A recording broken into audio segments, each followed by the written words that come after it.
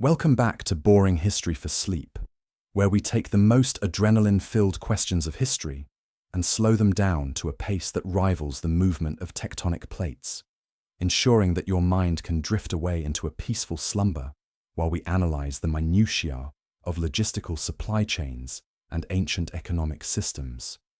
Tonight, we embark on a journey that defies the linear progression of time, a thought experiment that requires us to suspend our disbelief, not for the sake of excitement, but for the sake of analyzing the granular details of hypothetical administration and defensive engineering.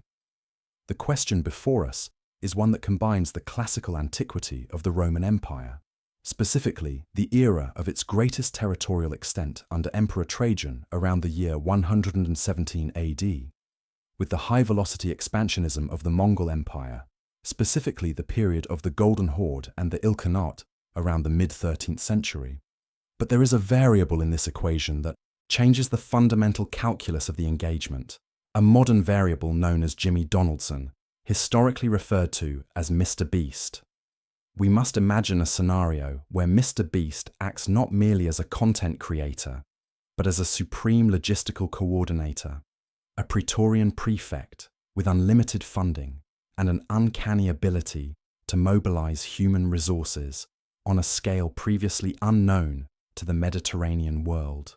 Our goal is to determine if the defensive capabilities of Rome, augmented by the beast philanthropy model of resource distribution and fortification, could withstand the thundering hooves of the Mongol Tumans. To begin this lengthy analysis, we must first establish the geographical and economic board upon which this game is played, focusing heavily on the specific grain yields of Egypt and the road maintenance schedules of the Via Appia, which are far more critical to this war than swordplay. Let us first settle into the Roman context. It is the height of the Pax Romana. The empire stretches from the misty, rain-soaked hills of northern Britannia to the burning sands of the Syrian frontier. The population is estimated to be roughly 60 to 70 million people, a massive demographic engine powered by the agricultural output of North Africa and the commercial interconnectedness of the Mediterranean Sea, which the Romans aptly call Mare Nostrum, or our sea. The economy is agrarian, reliant on the slow, steady production of wheat, olives, and wine, moving through a system of taxation that is both complex and surprisingly inefficient by modern standards. Into this stable, slow-moving world, we introduce Mr. Beast. We are not assuming he brings modern assault rifles or fighter jets, as that would disrupt the soothing nature of our historical inquiry. Rather, we assume he brings the beast style of management. Massive, immediate capital injection, the gamification of labor, and the ability to inspire a workforce of millions to perform tedious tasks for the promise of immediate reward. Imagine the scene not as a battle, but as a construction project. Mr. Beast arrives in Rome, perhaps setting up his headquarters in the Domus Flavia. His first order of business is not to raise an army, but to audit the roads. The Roman road network consists of approximately 400,000 kilometers of roads, of which roughly 80,000 kilometers are paved. These roads are the arteries of the empire, allowing legions to march roughly 30 kilometers a day. The Mongols, by contrast, can cover up to 100 kilometers a day on horseback. The mathematical disparity here is the first problem Mr. Beast must solve. He does not solve it by making the Romans faster, which is biologically impossible, but by making the Roman defense static and impenetrable, effectively turning the empire into a single, continent-spanning fortress. He begins the last one to leave the fort wins 10,000 denarii challenge. This brings us to the specific engineering of the defensive line. Historically, the Romans relied on the limes, the border defenses marked by watchtowers, ditches, and palisades, such as Hadrian's Wall in Britain, or the limes Germanicus along the Rhine and Danube rivers. These were permeable borders, designed to control trade and stop small raiding parties, not to halt a full-scale invasion force of 100,000 horse archers. Mr. Beast's strategy involves the industrial-scale production of Roman concrete, opus caementicium, a material that actually grows stronger over time due to the reaction of volcanic ash with seawater. We must visualize the sheer volume of volcanic ash required. If we calculate the defensive perimeter of the Roman Empire that is vulnerable to the Mongol approach, essentially the entire Danube frontier stretching to the Black Sea and the Euphrates line in the east, we are looking at roughly 3,000 kilometers of required fortification. To build a wall of beast proportions, let us hypothesize a structure 10 meters high and 5 meters thick. The volume of concrete needed would be astronomical. Mr. Beast organizes the entire population of Dacia and Moesia into work crews. He does not use slave labor in the traditional brutal sense, but rather incentivizes the local populace with the promise of brand new villas for the most productive teams. This creates a hum of activity, a steady rhythmic pouring of concrete that echoes through the valleys of the Balkans. It is boring work. It is repetitive work. It is the mixing of lime, sand, and aggregate, hour after hour, day after day. The sound of the trowel scraping against stone becomes the heartbeat of the frontier. We must consider the supply lines required just to feed these workers.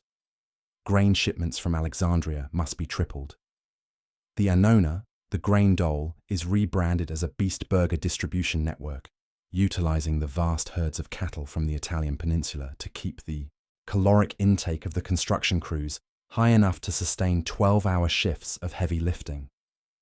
While the concrete sets along the Danube, we must look to the east, to the source of the coming storm. The Mongol Empire is a different beast entirely, pun intended. It is an empire of motion, of grass, of the sky. The logistics of the Mongol army are fascinatingly lean. Each warrior rides with a string of 3 to 5 horses, rotating them to ensure no single animal is exhausted. They carry their own supplies, dried meat, curd, and equipment to repair their arrows. They do not need the slow, heavy ox carts that drag down Roman logistical trains. They are a self-contained ecosystem of war moving across the steppe. However, they have a weakness: fodder. The millions of horses required to sustain a Mongol tumen need millions of acres of grazing land. The Pannonian Basin, located in modern-day Hungary, is the only area in Europe west of the steppe capable of sustaining a large Mongol force for an extended period. Mr. Beast, analyzing the satellite maps of the ancient world, which we assume he has memorized, identifies this bottleneck immediately. His plan is not to fight the Mongols in the open field, where the Roman heavy infantry would be flanked and destroyed by horse archers, but to deny them the grass. This is the scorched earth challenge. Mr. Beast purchases the entire harvest of Pannonia. He does not burn it. That would be wasteful. He buys it, stores it in massive, humidity-controlled granaries built of that same indestructible concrete, and leaves the fields barren. He pays the farmers double the market rate to sow salt into their own soil or to plant crops that are inedible to horses. It is a slow, methodical destruction of the ecosystem's carrying capacity. The boring reality of this war is that it is fought in the ledgers of accountants before a single arrow is fired. It is a war of calories. Now let us delve deeper into the Roman economy under the Beast administration. The standard Roman currency, the silver denarius, had been suffering from debasement for decades, with the silver content slowly dropping as emperors printed more money to pay the legions. This inflation creates instability.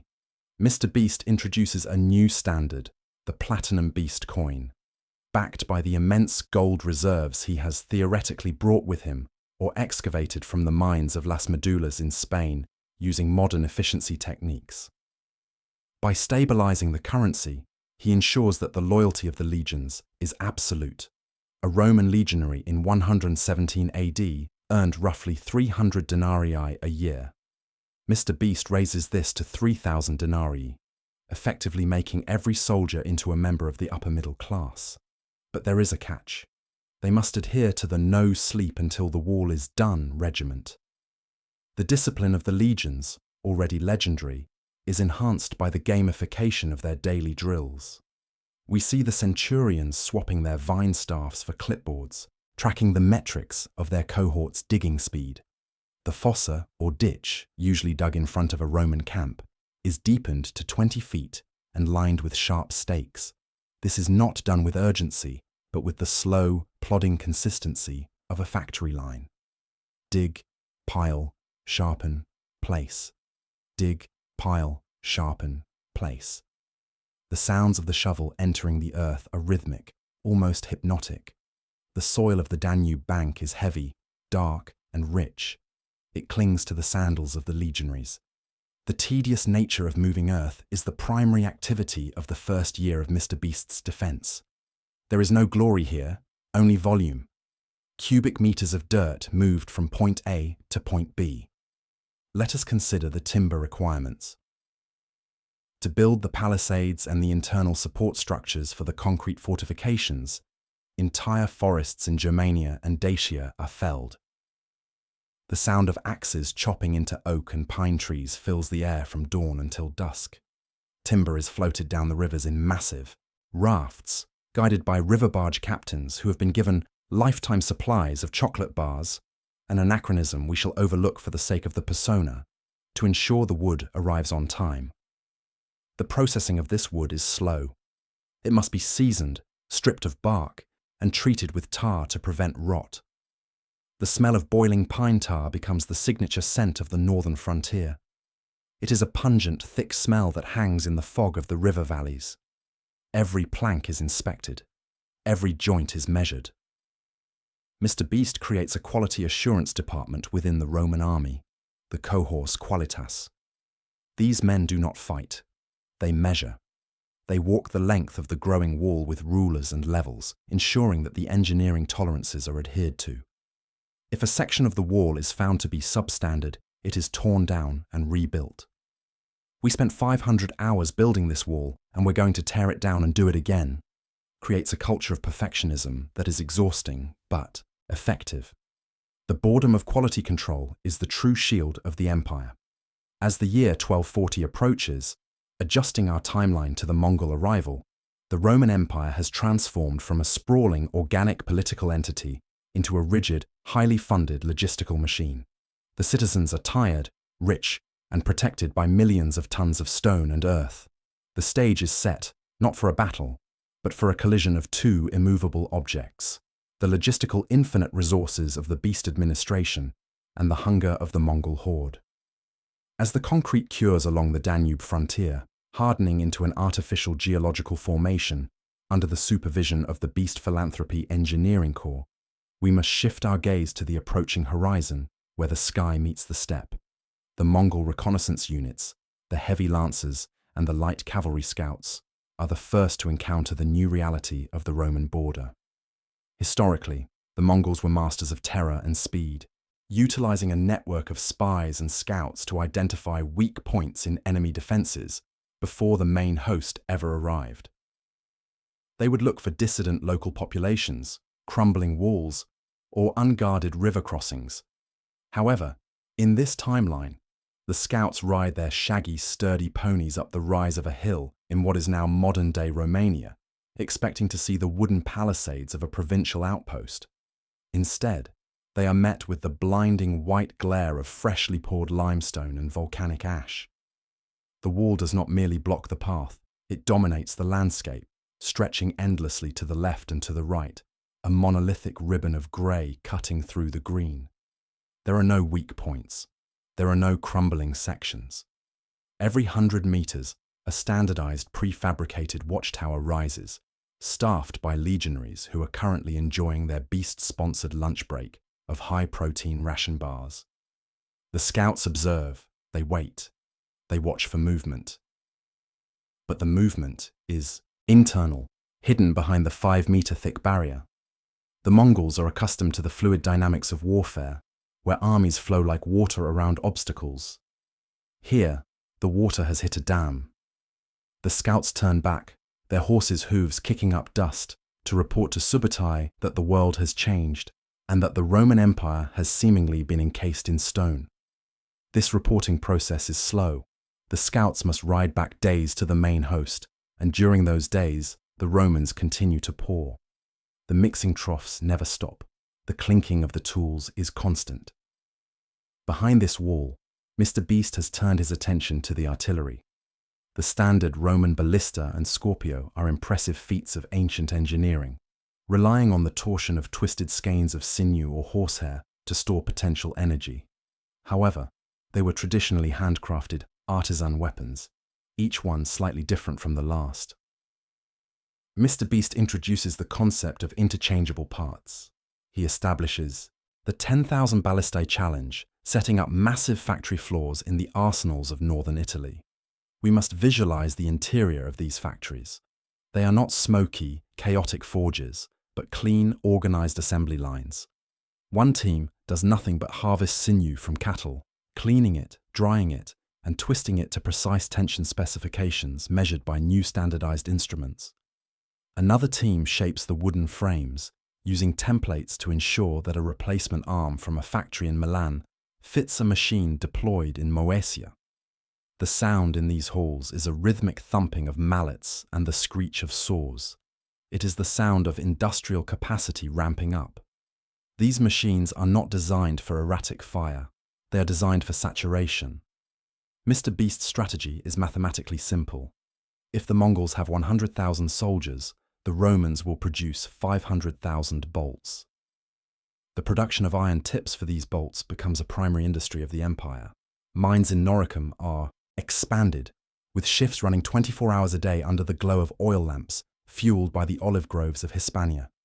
The iron is smelted, poured, cooled, and sharpened. Millions of times. The repetition is mind-numbing. A smith hits the metal. Clang. He turns it. Clang. He hits it again. Clang. This happens millions of times, echoing across the Alps, a lullaby of manufacturing that ensures the safety of the frontier. The logistical challenge extends to the comfort of the troops. A bored soldier is a dangerous soldier, but a comfortable soldier is a compliant one. Mr. Beast retrofits the border forts with hypocaust heating systems, usually reserved for bathhouses and villas. He runs the hot air ducts under the barracks floors, ensuring that even in the dead of winter, the legionaries are warm. This requires a massive supply of firewood, which creates a secondary logistical chain of lumberjacks and charcoal burners operating in the Black Forest. The smoke from the charcoal kilns rises in slow, lazy columns, marking the locations of the fuel depots. The wagons carrying the charcoal move in convoys, guarded by auxiliary cavalry who have been given electric assist bicycles. Wait, no, let us stick to the historical constraints. Guarded by auxiliary cavalry, riding the finest horses purchased from Numidia. The road network, now perfectly paved, allows these wagons to move with the regularity of a metronome. The wheels rumble over the basalt stones, click-clack, mile after mile. The distribution of resources is tracked on papyrus spreadsheets by a corps of accountants who use abacuses with Mr. Beast branding. They tally the bushels of charcoal, the amphorae of wine, and the crates of replacement sandal studs. The bureaucracy is vast, heavy, and incredibly slow, but it is relentless. It does not miss a shipment. The Beast logistics hub in Aquileia becomes the busiest inland port in the world, a hive of activity where the river barges from the Po Delta meet, the ox carts of the frontier. The loading and unloading of goods is a ballet of crates. Lift, shift, lower. Lift, shift, lower. Water is the next variable. The Mongols can drink from streams and rivers, but a static garrison of hundreds of thousands of men requires a guaranteed, siege-proof water supply. Mr. Beast commissions the construction of underground aqueducts. Unlike the majestic arched bridges that span valleys and are vulnerable to destruction, these new conduits are buried deep beneath the earth, tunneling through hills using the Kanat technology adapted from the Near East and scaled up by Roman engineering. The tunneling is slow, dangerous work. Miners chip away at the rock, inch by inch, illuminated by flickering lamps. They create a gradient of exactly 1 in 200, ensuring a steady, gentle flow of water that uses gravity to travel hundreds of kilometers without a single pump. The sound of water rushing through these subterranean channels is a soothing white noise that runs beneath the feet of the defenders. Reservoirs are filled, massive cisterns lined with waterproof cement. Mr. Beast turns the filling of the cisterns into an event, live streaming, or rather, live town crying, the water levels rising to the cheering crowds. We just filled this 10 million gallon tank, and the last person to stop drinking water wins a villa in Tuscany. The abundance of water allows for sanitation standards to be maintained, preventing the dysentery that historically ravaged siege armies. The latrines are flushed by continuous streams, the waste carried away to downstream processing sites where it is composted for fertilizer. It is a closed-loop system of biological management that is as boring as it is vital. As the Mongol horde finally coalesces, moving like a dark stain across the Hungarian plain, they find the environment hostile, not because of soldiers, but because of economics. The scorched earth policy we mentioned in the previous chunk has taken full effect. The grass is gone, the local villages are empty, the people relocated behind the wall with their livestock. There is nothing to raid, there is nothing to steal. The Mongol logistics rely on pillage to supplement their supplies. Here, they find only dust and salt. Subutai, the brilliant strategist, is faced with a spreadsheet error. His supply lines stretch back to the Pontic steppe, fragile and thin. To feed his army, he must bring food with him, which slows him down. The Mongol army, designed for speed, is forced to become a caravan. They move at the speed of an ox cart, not a galloping horse. This slows the tempo of the war to a crawl.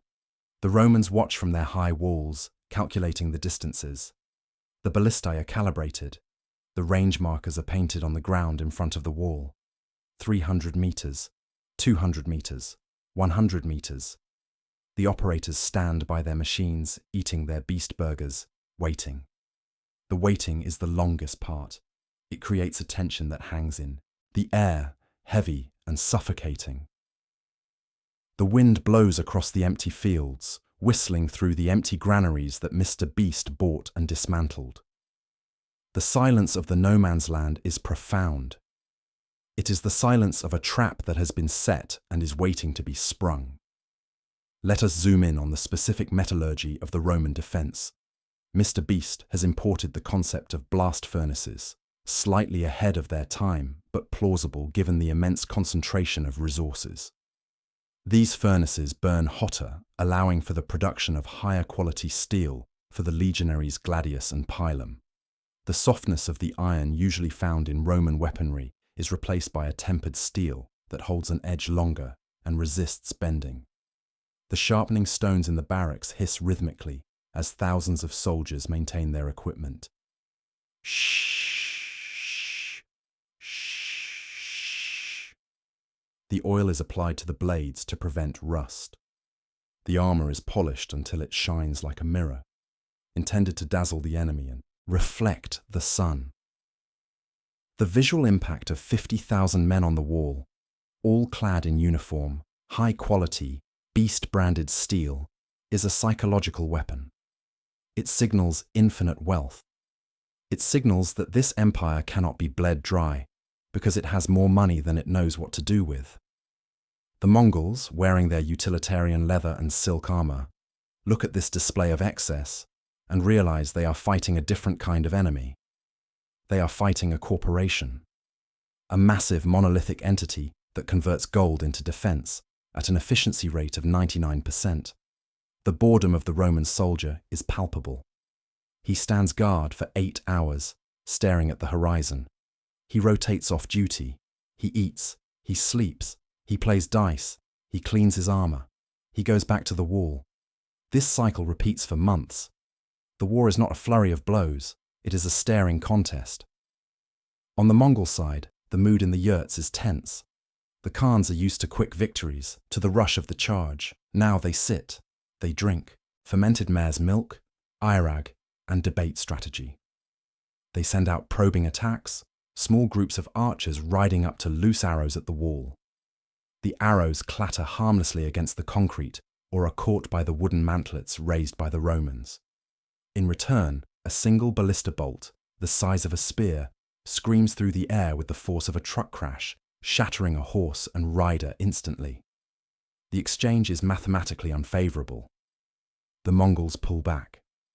They realize they cannot trade casualties. They must find a way around. But the wall goes to the sea.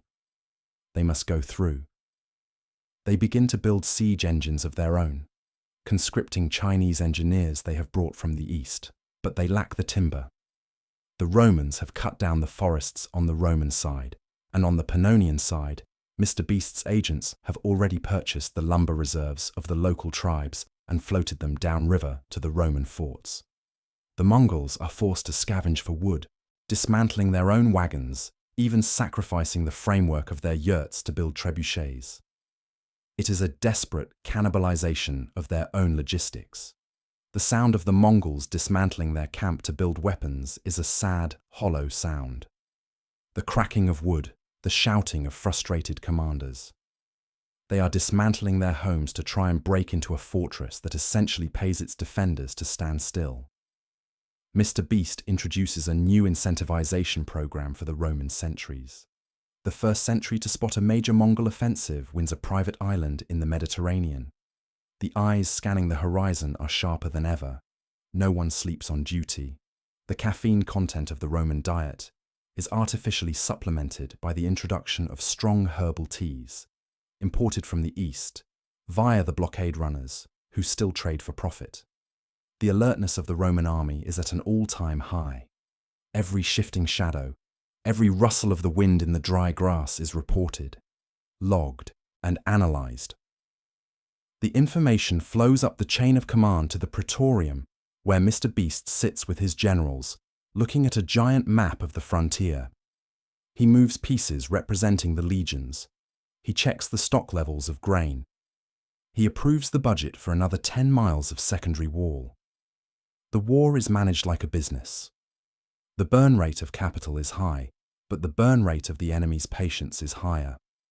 The Mongols are starving. The horses are growing thin, their ribs showing through their coats. The grass has not grown back. The salt did its job. The winter is coming, and with it, the cold winds of the steppe. The Mongols usually thrive in winter, but only when they have food. Without calories, the cold is a killer. The Roman soldiers standing over their heated floors, wrapped in thick wool cloaks provided by the Beast Winter Collection, watch the snow begin to fall on the empty plains. The flakes drift down, covering the salt, covering the dust, covering the silent, waiting battlefield. The stage is set for the attrition of the season, a weapon far more effective than any sword. The boredom of the winter watch begins. As the winter solstice settles over the Danubian frontier, the landscape undergoes a transformation that is fundamentally thermodynamic in nature. The temperature drops well below freezing, turning the wet mud of the riverbanks into a surface as hard as iron. The Danube River itself, usually a flowing barrier of grey water, begins to congeal. Ice forms at the edges first, in the slow eddies near the reeds, before creeping toward the centre of the channel. This presents a massive tactical problem for the Beast administration. If the river freezes solid, it becomes a bridge, negating the natural defensive advantage of the water. To counter this, Mr. Beast initiates the Keep the River Moving challenge. Thousands of labourers, clad in their newly issued heavy wool tunics, are tasked with breaking the ice. This is not a glorious battle. It is a repetitive, physically demanding job of smashing pickaxes into the freezing surface of the water day and night. The sound of cracking ice echoes through the mist. Crack, splash, crack, splash. Large blocks of ice are pushed downstream, ensuring that the channel remains fluid and impassable to the Mongol cavalry. The caloric expenditure of the ice-breaking crews is immense. To sustain this, mobile soup kitchens are established along the riverbank. These are not simple pots over fires, but industrial-scale cauldrons heated by the same charcoal supply chains we established earlier. The smell of lentil stew, thick with bacon fat and garlic, wafts across the river to the starving Mongol lines. It is a weaponized aroma. It carries the scent of surplus, of warmth, of an empire that has mastered the logistics of comfort in the face of nature's harshest season. The production of the winter gear required for this endeavour is a story of economic mobilization that deserves its own minute analysis. To outfit 300,000 soldiers and an equal number of auxiliary workers with winter-grade cloaks, Mr. Beast essentially cornered the wool market of the entire Mediterranean basin.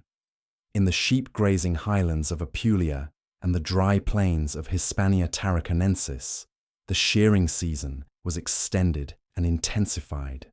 We must visualize the sheer volume of raw wool involved. Thousands of tons of fleece are shorn, washed to remove the lanolin, a greasy yellow substance that smells distinctly of sheep, and then carded to align the fibers. The carding process involves pulling the wool between two boards covered in small metal spikes. Scritch, scratch, scritch, scratch. It is a sound that filled the workshops of Tarentum and Corduba for months. Following the carding, the spinning begins. Countless spindles twirling, turning the fluffy mass into tight, strong yarn. Then the weaving. The looms clack rhythmically, the shuttles flying back and forth, over and under, creating miles of thick, grey woolen cloth. This cloth is then fulled, a process where it is soaked in urine, collected from public latrines, another logistical triumph of recycling, and stomped on by workers to tighten the weave and make it water-resistant. The smell of the fulling shops is pungent, ammoniac, and industrial. It is the smell of a defense budget being spent on keeping soldiers dry. The final product is the sagum beastus, a heavy cloak branded with a small embroidered logo of a wild cat, signifying the sponsorship. On the northern bank of the river, the situation is a study in biological attrition. The Mongol ponies are legendary for their hardiness, able to dig through snow to find grass. But here, beneath the snow, there is no grass. There is only the salted, scorched earth left behind by the beast's prequel strategy. The horses dig, their hooves scraping against the frozen dirt, finding nothing but roots and rocks. The caloric deficit begins to mount. A horse requires roughly 20,000 calories a day just to maintain body heat in these conditions. Without forage, they begin to consume their own muscle mass. The Mongol warriors, seeing their mobility dying beneath them, are forced to make the heartbreaking decision to slaughter the weaker animals for food. The smoke from the Mongol fires is thin and wispy, fueled by dried dung and the meager wood scavenged from their own equipment. There is no joy in these camps. There is only the huddling for warmth, the sharing of stories about the green steppes of home, and the silent observation of the Roman walls, which glow with the light of thousands of torches. The psychological weight of the beast wall is heavier than the stone itself. It represents a barrier not just of material, but of will. The Mongols are used to enemies who flee, who panic, who break. They are not used to an enemy who simply clocks in, works an 8-hour shift of icebreaking, eats a hot meal, and goes to sleep in a heated room. Let us return to the wall itself, specifically the chemical processes occurring within the concrete, even in this cold. Roman concrete, opus caementicium, relies on a hydration reaction. In freezing temperatures, this reaction slows down and can stop. Or worse, the water within the mix can freeze, expanding and cracking the structure. To prevent this, Mr. Beast employs a technique known as insulation curing. The freshly poured sections of the secondary defense lines are covered with thick mats of straw and reed, imported from the marshes of the Nile Delta. Underneath these mats, the chemical reaction of the quicklime and volcanic ash is exothermic. It generates its own heat. If one were to place a hand on the curing concrete under the straw, it would feel warm, like a living thing. The engineers monitor the temperature of the curing walls using primitive but effective thermometers based on the expansion of air in glass tubes. They adjust the thickness of the straw mats accordingly. It is a game of thermal management played on a massive scale. The boredom of watching concrete dry is elevated to a critical national security operation. Inspectors walk the lines, poking the straw, checking for frost heave, ensuring that the integrity of the barrier is absolute. The wall grows not just in size, but in strength, the chemical bonds hardening day by day, crystallizing into a man-made geological stratum that will outlast the empire itself. Inside the forts, the soldiers' lives are governed by the beast schedule. To prevent the lethargy of winter from setting in, a rigorous routine of maintenance and recreation is enforced. The soldiers are paid their high wages in the new currency. And Mr. Beast has set up company stores within the forts where they can spend their earnings on luxuries previously unavailable to the common legionary. Spices from India, silk from the very east the Mongols came from, and high-quality boots. The circulation of money within. The camp economy is brisk. Gambling is regulated and taxed. Soldiers play tesserae, dice, and la trunculi, a board game similar to chess, for hours. The clatter of dice on wooden tables is the soundtrack of the barracks. Clack, rattle, stop. Natural sixes! I win the pot! The exchange of coins is constant. This internal economy keeps morale high. A soldier with a pocket full of silver and a belly full of stew is not a soldier who mutinies. He is a soldier who wants to protect the status quo. Mr. Beast has effectively monetized loyalty. He organizes fortress talent shows where centurions juggle swords or recite poetry for cash prizes. It is absurd, it is anachronistic in spirit, but it serves the vital function of combating the true enemy of a static defense: boredom. The soldiers are not just defending Rome, they are participating in the most lucrative event of their lives.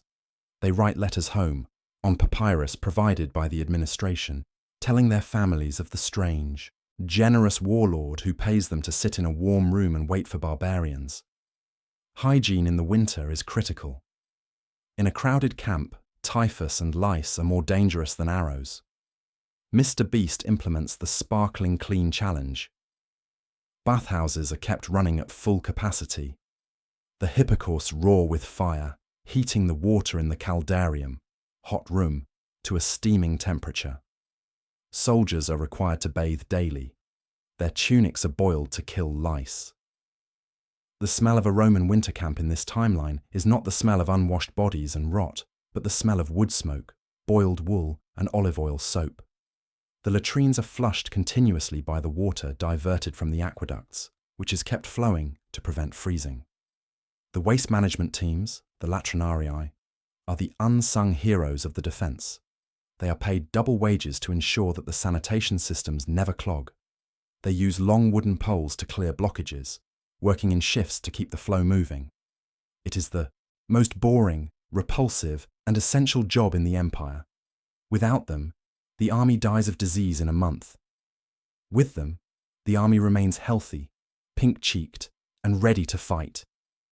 The statistical tracking of disease rates is another metric monitored by the Beast administration. Typhus cases are down 99% compared to the Germanic campaigns of Marcus Aurelius, the town criers announce. The soldiers cheer, not really understanding the statistics, but appreciating the bonus pay that comes with the health milestone. As the winter drags on, the communication network becomes the nervous system of the defense. The watchtowers, spaced evenly along the wall, use a system of fire signals and semaphore flags to relay messages at the speed of light, or at least the speed of a waving flag. Mr. Beast has standardized the codes. A single fire means all clear. 2 fires mean movement spotted. 3 fires mean requesting pizza delivery, a joke, but essentially requesting supplies. The signals are relayed from tower to tower, traveling from the Black Sea to the Alps in a matter of hours. In the command center, scribes record every signal in massive logbooks. Tower 45 reported a wolf sighting at the 3rd hour of the night watch. Tower 102 reported a cracked lintel stone. The accumulation of data is staggering. It allows Mr. Beast to see the entire frontier as a single organism. He knows where the firewood is running low. He knows where the morale is dipping. He knows where the ice is getting too thick. This information dominance allows for the precise allocation of resources. Ox carts, loaded with specific supplies, are dispatched before the need becomes critical. It is just-in-time delivery applied to ancient siege warfare. The Mongols, on the other hand, have no such network. A message from one end of their line to the other takes days of riding through the snow. Their command loop is slow and broken. They are fighting blind, while the Romans are fighting with the eyes of 1,000 watchtowers. In the Mongol camp, the Council of Khans is a somber affair. The air inside the main yurt is thick with the smell of burning dung and the tension of failure. Subutai, the old wolf of the steppes, runs his hand over a map drawn on dried hide. He traces the line of the river. He looks for a gap. There is none. The scouts report that the Romans are not weakening. In fact, they seem to be getting fatter. The reports of the smell of meat drifting across the river are demoralizing the troops. Some minor chieftains argue for a retreat, for a return to the steppes to fatten the horses and return in the summer. But retreat is a stain on the honor of the horde. And more importantly, to retreat is to admit that the grassless void created by the beast strategy has defeated them. If they go back, they have to cross the scorched earth again, which means more starvation. They are trapped by the geography of resources. Their only hope is to break through. Subutai decides on a desperate gamble. They will not wait for spring. They will attack now, in the dead of winter, hoping that the bitter cold has made the Roman sentries sluggish, hoping that the ice, despite the breakers, will hold the weight of a light assault force. It is a plan born of necessity, not advantage. The order goes out. The warriors sharpen their sabers in the cold. They wrap their horses' hooves in felt to muffle the sound on the ice. They prepare to die, not for glory, but for a chance at the food they can smell on the other side. The Roman sentries, however, are not sluggish. They are hopped up on caffeine and the promise of the winter bonus. The sound of the sharpening stones in the Mongol camp, though faint, carries over the ice in the crisp winter air. The acoustic monitoring teams, blind men hired for their acute hearing, a classic beast inclusiveness move, sit in listening posts carved into the riverbank. They hold ear trumpets to the ground and to the air. Scraping, one whispers, metal on stone, thousands of them. The message goes up the chain. The fires in the watchtowers change from 1 to 2, then to 3, then to 4, the signal for imminent attack. Inside the barracks, the dice are put away. The jokes stop. The centurions blow their whistles. It is not a panicked scramble, it is a drilled response. Soldiers step into their boots, lace them up, grab their shields, and march to their pre-assigned positions on the wall. The ballistae are wound back, the torsion springs groaning with potential energy. The cauldrons of oil and leftover soup, if necessary, are placed over the fires to boil. The Roman machine wakes up. It does not roar. It hums with the terrifying efficiency of a well-oiled engine. Mr. Beast, in his command villa, puts down his ledger.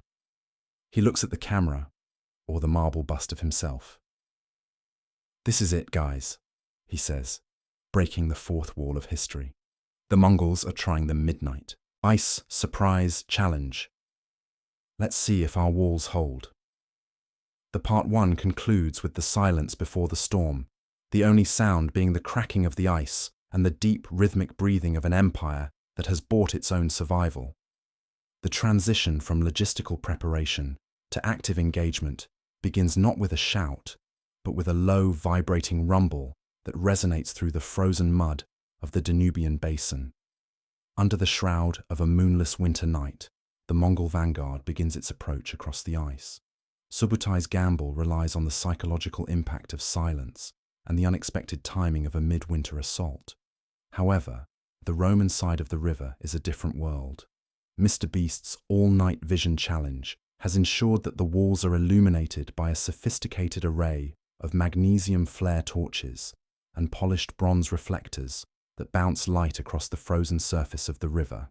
As the first wave of Mongol light cavalry, their horses' hooves muffled by felt wraps, steps onto the river ice, they are not met with darkness.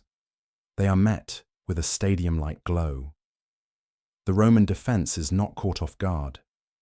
The legionaries are standing in their pre-allocated slots, their heavy scooter shields locked together to form a continuous wall of wood and steel atop the concrete ramparts. The boredom of the winter watch evaporates, replaced by the cold, calculated execution of a drill they have performed thousands of times.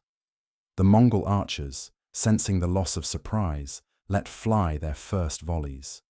The arrows, fired from powerful composite bows, arch through the frigid air in a high trajectory. But the beast-designed fortifications include overhead timber roofing, a scorpion shield canopy designed to catch falling projectiles.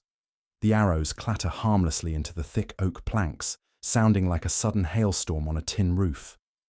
Inside the towers, the Roman artillery crews do not panic. They wait for the range markers. 300 meters. 250 meters. The chief engineer of the cohort, holding a beast-branded hourglass, watches the sand fall. The first Roman response is the release of the carabalistai, the truck-mounted artillery of the ancient world. These machines have been calibrated for the specific density of the winter air. With a sound like a giant whip cracking, the torsion springs release. The heavy iron-tipped bolts, nearly a meter long, scream across the river.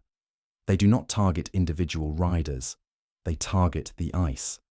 This is the beast ice shelf strategy. The bolts are weighted to punch through the frozen surface rather than skip across it. As hundreds of these projectiles strike simultaneously, the ice, already weakened by the Roman ice-breaking crews earlier in the week, begins to fracture. The sound is deafening, a series of sharp, explosive cracks that echo through the river valley. The Mongol horses, highly sensitive to the ground beneath them, begin to rear in terror. The front line of the assault becomes a chaotic jumble of splintering ice and freezing water. The Roman engineers have calculated the exact break point of the river's crust. As the ice gives way, the current of the Danube, which was kept moving in the center by the constant agitation of the breakers, sucks the fragmented sheets and the horses upon them into the dark, sub-zero depths. The Mongol momentum is halted not by a wall of men, but by the systematic destruction of the battlefield itself. This is the boring reality of engineering-based warfare. It is not about the bravery of the soldier, but the structural integrity of the terrain. On the northern bank, Subutai watches the disaster with the stoic patience of a man who has conquered half the world. He realizes that a direct cavalry charge across the river is no longer viable. He signals for the engineers of the east. From the rear of the Mongol lines, thousands of conscripted laborers from the conquered Jin and Khwarezmian territories are pushed forward. They carry the components of massive modular siege towers and trebuchets. Mr. Beast, watching through his long-range brass telescopes, notes the shift in tactics. "They're building the world's tallest siege tower for a prize," he remarks to his staff. The Roman response is to pivot from defensive waiting to industrial-scale counter-battery fire. The onagers, the heavy catapults nicknamed the wild asses for their kick, are brought into play. These machines are not firing random stones. They are firing beast pots, standardized ceramic jars filled with a refined version of Greek fire, a napalm-like substance manufactured in the chemical vats of the Neapolitan refineries. The jars are launched in high, slow arcs.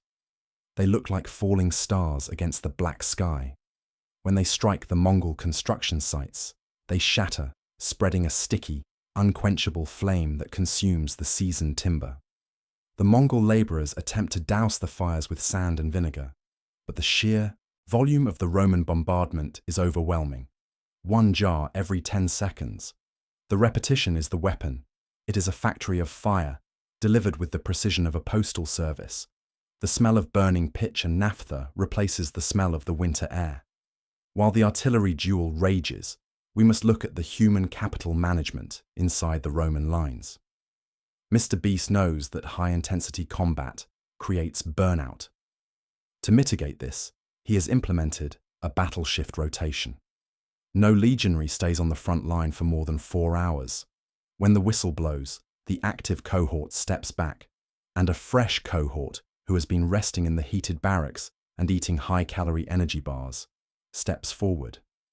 This ensures that the defenders are always at peak physical and mental alertness. The medical tents are positioned 500 meters behind the wall, organized with the efficiency of a modern triage center. Doctors trained in the beast method of sterilization using high-proof grain alcohol treat the few injuries caused by lucky Mongol shots. The floors of the medical tents are scrubbed with lime daily. The sound of the camp is not one of screaming and chaos, but of organized activity. Next patient. Clean the wound. Apply the beast bandage. Move them to the recovery villa. The survival rate of wounded soldiers under this system is 95%, a statistic that would be miraculous in any other period of history. This high survival rate maintains the unit value, a metric Mr. Beast tracks on his papyrus charts. A veteran soldier is an expensive asset that must be preserved. The boredom of the medical staff, waiting for patients who are mostly suffering from minor frostbite rather than battle wounds, is a testament to the success of the static defense. By the third hour of the assault, the Mongol offensive has stalled. The river is a graveyard of ice and fire. However, the Mongols are not a monolithic force. They are a collection of highly adaptable, tactical units. Subutai orders a horizontal flanking maneuver. He sends 5,000 riders downstream to find a narrower point of the river where the ice might be thicker or the Roman wall less fortified. But Mr. Beast's infinite budget has accounted for this. The wall doesn't just stop at the fort. It follows the river for hundreds of miles, and where the wall ends, the Beast Watch network begins. Small mobile units of Roman spec ops cavalry, armed with repeating crossbows, a technology Mr. Beast discovered in a small workshop in Alexandria, patrol the gaps. These patrols are supported by signal dogs, large Molossian hounds equipped with bells and glow-in-the-dark collars. When the Mongol flankers attempt to cross in the darkness, the dogs alert the patrols long before the horses reach the bank. The resulting engagement is short and one-sided. The repeating crossbows, capable of firing 10 bolts in quick succession, create a zone of death that the Mongol light armor cannot withstand. The sound of the crossbows is a rapid thrum, thrum, thrum, thrum, a mechanical sound that signals the end of the age of the horse archer. The Mongols retreat into the darkness, leaving behind a trail of spent bolts and silent riders. The flank has held. The system has worked. As dawn begins to break, the first day of the siege concludes with a total Roman victory in the ledger. But the war is not over. It is merely entering its attrition phase. Mr. Beast orders the morning reward ceremony. Every soldier who stood watch is given an extra week's pay and a hot breakfast of beast oatmeal with imported honey. The morale in the Roman camp is through the roof. They are not fighting for a distant emperor. They are fighting for the man who makes their lives better than they ever imagined. Meanwhile, across the river, the Mongol camp is a scene of grim determination. They have lost thousands of men and horses, and the beast wall hasn't even been scratched. The smoke from the Roman breakfast fires drifts across the water, a cruel reminder of the abundance they are facing. Subutai realizes that he cannot win a war of resources. He must win a war of psychology. He prepares his next move, the grand psychological challenge. He will use the terror tactics that worked in Samarkand and Baghdad. But will terror work on a man who has built his career on the world's biggest distractions? The boredom of the siege continues, but the stakes are rising. The next chunk will analyze the Mongol attempts at biological warfare and the Roman sanitation counterstrike. As the sun hangs low and pale over the frozen horizon, the Mongol High Command realizes that traditional cavalry maneuvers are being liquidated by the sheer capital expenditure of the Roman defense. Subutai shifts his focus to a more insidious form of engagement. If the wall cannot be breached by force, perhaps the environment behind it can be compromised. The Mongols begin to utilize their heavy trebuchets, but instead of launching stone projectiles, they begin the biological payload phase. Using the carcasses of horses that perished in the initial river crossing, they launch diseased remains over the high concrete ramparts. In any other era of Roman history, this would have triggered a devastating plague within the crowded barracks, as the ancient understanding of germ theory was non-existent. However, Mr. Beast has instituted the pure water and soap challenge. Every legionary is equipped with a basic understanding of hygiene, not through complex science, but through beast guidelines that reward cleanliness with extra rations. Behind the walls, the Roman sanitation cohorts are ready. As the carcasses land, they are not left to rot. Specialized teams clad in oil-treated leather suits and vinegar-soaked face masks immediately douse the remains in quicklime and incinerate them using the same naphtha-fueled torches used for the artillery. The sound of the fires crackling is a steady, rhythmic hum of sterilization. The beast waste management protocol is so efficient that the biological attack is neutralized before a single flea can jump from a carcass to a soldier. The boredom of the sanitation crews, who spend their day waiting for trash deliveries from the sky, is the ultimate shield against the Black Death. While the Mongols attempt to poison the air, Mr. Beast decides to escalate the content value of the defense. He orders the construction of the world's tallest observation tower directly behind the main gate of the frontier fort. This is not a military necessity, but a psychological one. Using advanced Roman cranes equipped with triple pulley systems and tread wheels powered by teams of oxen, the tower rises at a rate of 10 meters per day. The sound of the wooden gears groaning and the rhythmic thumping of the oxen's hooves creates a hypnotic background noise for the defenders. The tower is capped with a massive gold-plated B that reflects the winter sun, visible for miles across the Hungarian plain. This structure serves two purposes. It provides the Roman archers with a superior vantage point for long-range snipe challenges, and it serves as a visual monument to the infinite resources of the defender. Every time a Mongol soldier looks up, he sees the tower getting taller. It suggests that while the Mongols are struggling to find wood for a single campfire, the Romans have enough spare timber and gold to build a monument to their own ego. The psychological burn rate of the Mongol morale begins to accelerate. Subutai, a man of the steppe who respects the silence of the sky, finds this gaudy, noisy construction deeply unsettling. It is a war of aesthetics as much as it is a war of iron. The logistics of the Roman food supply now enter a phase of hyper-standardization. Mr. Beast realizes that the variety of local diets among the auxiliary troops can lead to logistical friction. To solve this, he introduces the universal ration biscuit, a precursor to the modern MRE. These biscuits are produced in centralized industrial bakeries located in the rear of the province. Each biscuit is stamped with a calorie count and the Beast logo. The production process is a marvel of ancient automation. Grain is ground in massive water mills powered by diverted streams. The flour is mixed with lard and dried fruits in huge wooden troughs, and the dough is stamped out by mechanical presses. The smell of baking bread, miles of it, hangs over the Roman rear lines like a warm blanket. These biscuits are nearly indestructible and can be stored for years in the dry concrete granaries. By removing the need for daily cooking fires for every small unit, Mr. Beast reduces the thermal signature of the army and saves thousands of man-hours. The soldiers eat their biscuits in silence, dipping them into watered-down wine. It is a boring, repetitive meal, but it provides the exact 3,500 calories needed to maintain muscle mass in the cold. The efficiency of the biscuit allows the Roman army to function like a clockwork machine, fueled by a single, predictable energy source. On the other side, the Mongols are forced to innovate or starve. Subutai organizes a deep winter mining operation. Since the surface is salted and barren, he orders his men to dig into the frozen earth to find tubers and hibernating animals.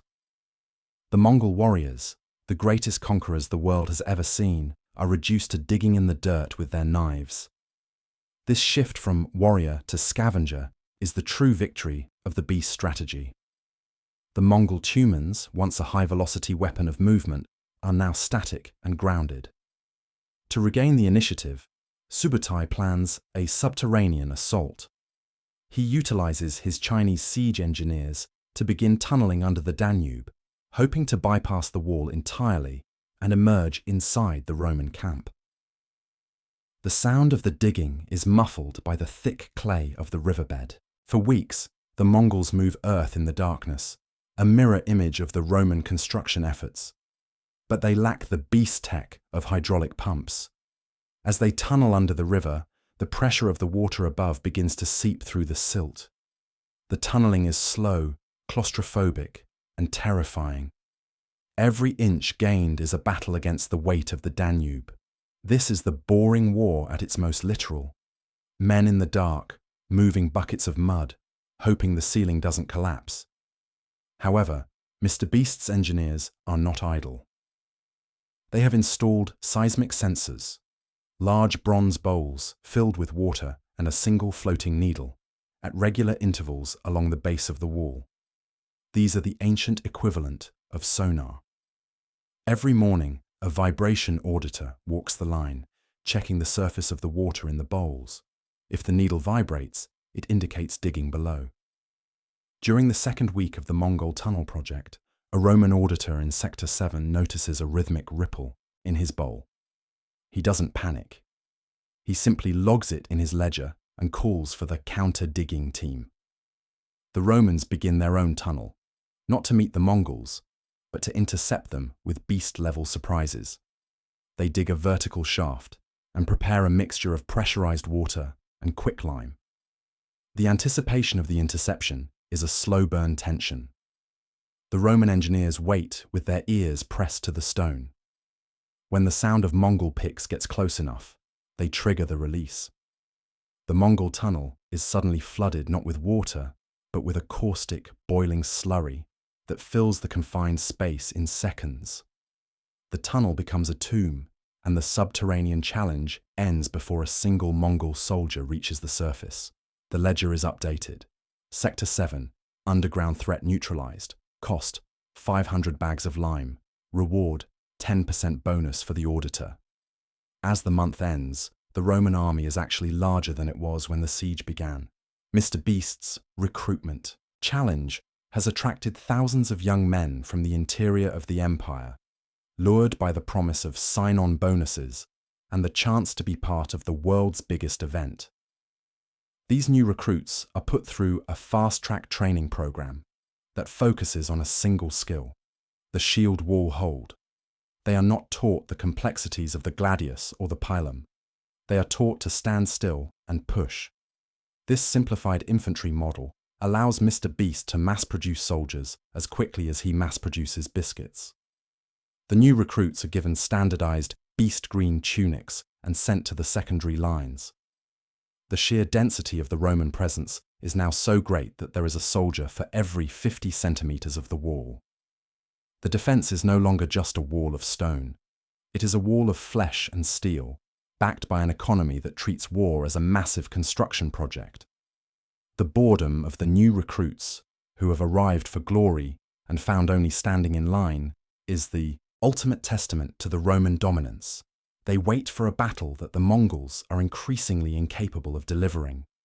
The collision of empires has become a waiting room of history, where the only thing that moves is the Roman ledger and the Mongol hunger. By the midpoint of the siege, the Roman logistical engine has achieved a state of perpetual motion that effectively de-escalates the violence of the conflict into a series of bureaucratic milestones. Mr. Beast, recognizing that the eyes of the entire world, or at least the known world, are on the Danube, decides to launch the Great Mediterranean Supply Chain Challenge. To ensure the frontier never feels the sting of scarcity, he mobilizes the Classis Britannica and the Classis Mizanensis, the two premier fleets of the Roman Navy, to act as a global delivery service. These ships are not hunting pirates. They are transporting beast crates of dried figs from North Africa, salted pork from Gaul, and massive shipments of luxury oils. The Mediterranean becomes a conveyor belt of calories. The sound of the oars hitting the water is a steady, hypnotic pulse that can be heard in every port from Ostia to Ephesus. Splash thud, splash thud. Each captain is given a specific delivery window, and if they arrive at the port of Aquileia ahead of schedule, they receive a gold-plated laurel wreath and a fastest fleet bonus. This gamification of the merchant marine ensures that the Roman soldiers on the front lines are eating better than the senators in Rome. The sheer volume of surplus creates a secondary market where soldiers trade their excess chocolate and honey for local Dacian crafts, further stabilizing the regional economy and winning the hearts and minds of the border tribes who might otherwise have sided with the Mongols. On the Mongol side of the river, the resource deficit has reached a terminal velocity. Subbutai's warriors, who are used to the vast open spaces of the Gobi and the rapid conquest of cities, are suffering from the psychological weight of the beast barrier. The Mongol composite bow, arguably the most advanced weapon of the age, is beginning to fail. These bows are held together by animal glue, which is sensitive to extreme humidity and temperature fluctuations. Without proper shelters or the ability to maintain the delicate tension of the limbs in the damp Danubian winter, the bows lose their snap. The arrows, once capable of piercing mail at 200 meters, now whistle through the air with reduced lethality. The sound of the bows firing has changed from a sharp, metallic twang to a dull, muffled thump. The Mongol warriors spend hours huddled by small fires, trying to keep their weapons dry, but the beast weather control strategy, which primarily involves the Romans having better tents, means the defenders' equipment remains pristine. The disparity in weapon integrity is a metric that Mr. Beast tracks with glee. He orders the Roman smiths to produce indestructible steel bows, essentially heavy cross-sections of spring steel, which he gives to the Roman auxiliaries. These bows are heavy, difficult to pull, and lack the finesse of the Mongol design, but they are reliable. They do not fail in the cold. They are the economy class of weaponry, boring, ugly, but perfectly functional. The financial strain of the war is the next area of analysis. Traditionally, a long-term defense of this scale would bankrupt any ancient state. However, Mr. Beast operates on a negative burn rate model. He has turned the war into a spectator event. By charging a spectator tax on the wealthy elite of Rome and Constantinople who wish to travel to the safe zone to watch the Grand Mongol show from the safety of the rear towers, he generates a massive influx of private capital. The Roman treasury, the aerarium, is no longer a stagnant room of dusty scrolls. It has become a high-frequency trading floor. Money flows in from the sale of beast-branded merchandising, miniature concrete bricks, toy ballistae, and cloaks, and flows out to pay the legions. The circulation of the platinum beast coin has reached a velocity that prevents inflation through sheer demand for the currency as a collector's item. The boring reality of this conflict is that the Roman Empire is actually getting richer while fighting its most dangerous enemy. The sound of coins being minted is the true war cry of the beast administration. Clink, clink, clink. Every strike of the hammer adds to the defensive budget. The Mongols, whose economy is based on the acquisition of loot through conquest, find themselves in a loot-free zone. There is nothing to take and no one to ransom. They are playing a game with a $0 prize pool, and they are losing. To break the stalemate, Mr. Beast decides to host the world's longest snipe challenge. He offers a prize of 1,000 acres of land to any ballista crew that can hit the main Mongol, Command Yurt, which is located 3 kilometers back from the riverbank. This is theoretically impossible for standard Roman artillery, which has an effective range of about 400 meters. However, Mr. Beast brings in the MathTube engineers, scholars from the Library of Alexandria who have been given unlimited research grants. They develop a high-altitude trajectory model using specialized counterweights and aerodynamic bolts with rifled fletching. The Roman soldiers spend days practicing the beast calibration, adjusting the tension of the sinew ropes by 0.5 millimeter at a time. The atmosphere at the wall is one of intense, quiet focus. The soldiers are no longer looking at the Mongols as a threat, but as a trick-shot target. When the command is finally given to fire, the bolt does not fly straight. It lofts high into the stratosphere, disappearing into the grey clouds. The silence that follows is pregnant with anticipation. Seconds pass. Then, a tiny, distant thud is heard from the Mongol camp. The bolt has landed square in the middle of a secondary supply wagon. It didn't hit Subbutai, but it proved that nowhere is safe. The psychological safe distance of the Mongol army has been erased by the power of beast-level engineering. As the collision of empires phase draws to a close, we must observe the sanitation victory in its final form. The Roman army, having spent months in the same location, should be suffering from the squalor attrition that killed more soldiers than swords in every war until the 20th century. Instead, the Roman camp is a model of beast sustainability. The wastewater from the bathhouses is used to power small mills that grind grain for the soldiers' snacks. The manure from the thousands of cavalry horses is collected and fermented in biogas pits, primitive but effective anaerobic digesters that provide a small but steady supply of gas for lanterns at night. The camp glows with a soft blue-white light, looking more like a modern city than a military outpost. The sound of the camp at night is not the groan of the dying, but the quiet hum of a smart fortress. The Mongols, looking across the river at this glowing, clean, and organized machine, begin to realize that they are not fighting an army. They are fighting the future. And the future is very, very boring. It is a place of ledgers, soap, and infinite concrete. The Grand Mongol Retreat is not a sudden event, but a slow, leaking realization that the grassless void cannot be crossed. The Part 2 concludes with the first Mongol units quietly packing their yurts and turning their horses back toward the east, not in defeat by the sword, but in defeat by the spreadsheet.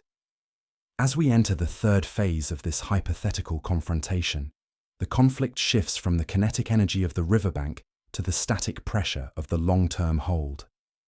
The Mongol Empire, a force that historically thrived on the rapid acquisition of territory and the immediate extraction of wealth, finds itself entangled in the web of Roman administrative endurance. Mr. Beast, now firmly established as the grand architect of the frontier, begins the 1,000-day defense challenge. This is a period defined by the absence of eventfulness, a strategic lull designed to starve the Mongol war machine of its most vital fuel, momentum. Behind the walls, the Roman economy has shifted into a total defense posture. Every transaction, every bushel of grain, and every bolt produced is logged into a centralized database of wax tablets and papyrus scrolls. The sound of the stylus scratching into the wax, scritch, scritch, becomes the rhythmic white noise of the empire's survival. This is the boring reality of victory. It is won by the clerk who ensures the supply chain is 1% more efficient than the enemy's. Mr. Beast introduces the merit-based promotion system, where centurions are promoted not based on the number of enemies they have slain, but on the maintenance rating of their assigned wall segment. A wall with no cracks and a garrison with no cases of scurvy is rewarded with a gold-level status, granting the unit access to the premium bathhouse facilities and the imported spice market. The war has become a competition of housekeeping. Across the river, the Mongol Tumans are experiencing a phenomenon known as nomadic stagnation. The horse archer is a creature of the open steppe, requiring vast expanses of grazing land to maintain the health of his 5-horse string. By remaining static in front of the beast wall, the Mongols have effectively turned their greatest strength into a liability. The Pannonian grass gap has become a dust bowl. The sound of the Mongol camp is no longer the thunder of hooves, but the cough of malnourished ponies and the low murmur of warriors discussing the invisible enemy. This invisible enemy is not a ghost, but the Roman logistical overmatching. Every time a Mongol raiding party attempts to find a weakness in the Roman rear, they find that Mr. Beast has already bought out the local tribes.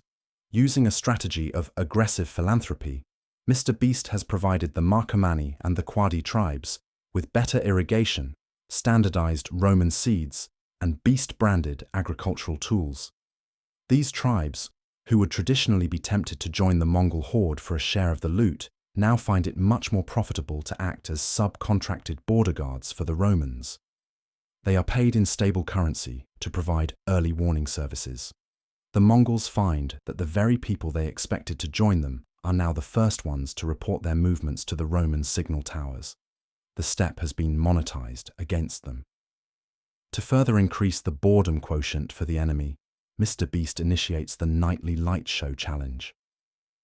Every evening at sunset, the Romans launch thousands of beast flares, primitive but bright magnesium and phosphorus, projectiles, into the sky above the Mongol camp. This is not a lethal attack, but a sleep deprivation tactic. The flares turn night into day, preventing the Mongols from moving in secret and ensuring that their horses remain agitated and unable to rest. The sky over the Danube becomes a canvas of artificial light, a visual representation of the infinite energy of the Roman defense. The Roman soldiers, protected by their blackout curtains inside the barracks, sleep soundly, while the Mongols are subjected to 24-hour visual stimuli. This is psychological attrition at its most tedious. It is the use of abundance to create exhaustion. The sound of the flares popping in the air, fwoom, pop, becomes a nightly lullaby for the Romans and a nightmare for the invaders. Mr. Beast monitors the morale metrics of the enemy through long-range observation. He notes the decrease in the frequency of Mongol patrols and the increase in the number of deserters who swim across the river to surrender, lured by the promise of a hot meal and a permanent villa. The Roman infrastructure continues to evolve. Mr. Beast realizes that the underground aqueducts, while secure, are prone to sedimentation over time. He introduces the Clear Flow Challenge, where specialized teams of aqueduct divers are paid premium wages to navigate the tunnels and clear the sediment traps. These divers use Beast-branded waterproof leather suits and carry oil lamps in glass housings. The work is slow, dark, and incredibly boring. They move through the water, scraping away the limescale and sand that could eventually clog the system. Scrape, scrape, scrape. This maintenance ensures that the fortress city on the frontier has a higher standard of living than Rome itself. The availability of clean, flowing water allows for the operation of industrial laundries, where the soldiers' uniforms are cleaned and repaired on a weekly basis. A clean soldier is a soldier who feels valued, and a valued soldier is an immovable object. The Beast Wall is not just stone. It is a socio-economic ecosystem that provides everything a human being needs to feel secure, making the wild freedom of the Mongol life look like a poverty challenge in comparison. The war is being won, not by the sword, but by the laundry list. In the final analysis of this chunk, we must look at the production of the permanent. Mr. Beast orders that every brick and every stone added to the wall be stamped with a unique QR code, not a digital one, but a complex system of carved notches that tell the story of the worker who laid it. This gamified labor creates a sense of legacy among the workforce. A laborer isn't just laying a brick. He is recording his high score for future generations. The sound of the hammer and chisel, clink, clink, clink, is the sound of an empire building its own history in real time. This sense of permanence is the ultimate counter to the Mongol empire of motion. The Mongols build nothing, they take. The Romans, under Beast, build everything, they keep. As the second year of the siege comes to a close, the Roman frontier has been transformed into a linear city of concrete and steel, a monument to the power of organized boredom. The Mongols are not retreating because they are defeated in battle, but because they have been outplanned and outinvested. The stage is set for the final budget review, where the cost of the war is weighed against the price of peace. As the stalemate enters its third winter, the Roman defense transitions from reactive survival to a state of logistical dominance. Mr. Beast, ever the master of the grand reveal, decides to showcase the absolute superiority of Roman industrial capacity by initiating the Great Ballista Upgrade. It is no longer enough for the Roman artillery to be functional. It must be standardized to a degree that defies ancient logic.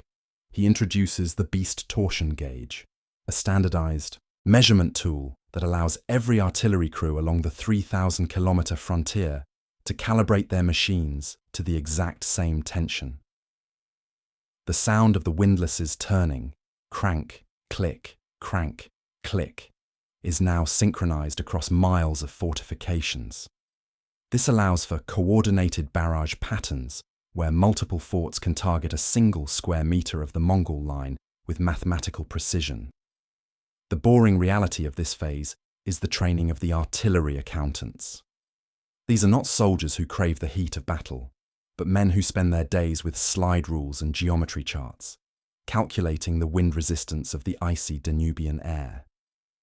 They measure the moisture content of the sinew ropes to ensure the elasticity remains constant. The result is a defensive grid that functions like a modern automated weapon system. The Mongols, attempting to move their yurts even a few meters closer to the river, find themselves targeted by warning shots that land with terrifying accuracy. It is a war of centimeters, played out on the spreadsheets of the Roman High Command. On the Roman side, the consumer economy of the frontier reaches its peak.